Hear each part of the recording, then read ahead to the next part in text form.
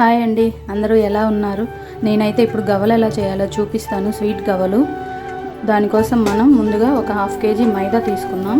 దాంట్లో కొంచెం సాల్ట్, మైదాని జల్లెడ పట్టుకోవాలి. ఒక 4 స్పూన్స్ ఆయిల్, తర్వాత తగినన్ని నీళ్లు పోసుకొని చపాతీ పిండి కలపడం అందరికీ చేతవు కాబట్టి చపాతీ ముద్దలా చేసుకోవాలి. చూడండి ఫ్రెండ్స్, ఇదైతే రెడీ అయింది. ఇప్పుడు దీన్ని గవ్వలు చేసుకోవడం చూపిస్తాను.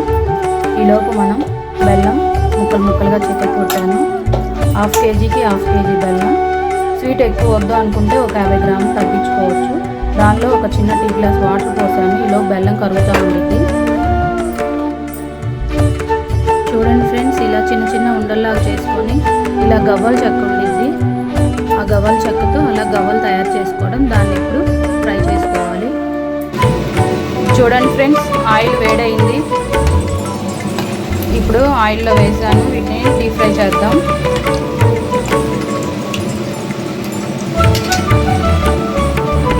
చూడండి ఫ్రెండ్స్, గవ్వలు అయితే అన్నీ ఏగిపోయినాయి. ఇలా ఇందాక మనం బెల్లం కొట్టి పెట్టుకున్నాం కదా, దీన్ని ఇలా పాకం పట్టుకున్నాం. పాకం ఎలా పట్టాలో నేను చూపిస్తాను. చూడండి ఫ్రెండ్స్, పాకం అయితే దగ్గర పడింది.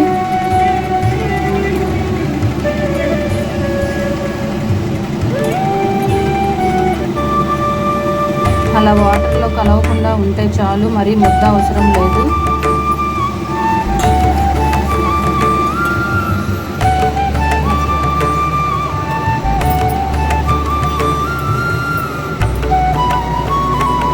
ఇప్పుడు దీన్ని వడకట్టుకుంటూ కలపాలి. ఎందుకంటే వడకట్టకపోతే అడుగున కొన్ని ఇసుకలాగా తగులుతుంది బెల్లంలో. అందుకని మనం వడకట్టుకొనే పోసుకోవాలి.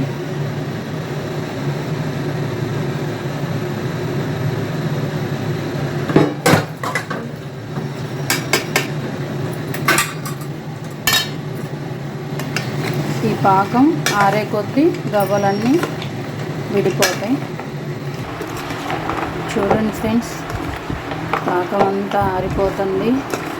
కొంచెం సేపు కలిపితే ఇలానే ఒక 5 minutes అన్నీ విడిపోతాయి.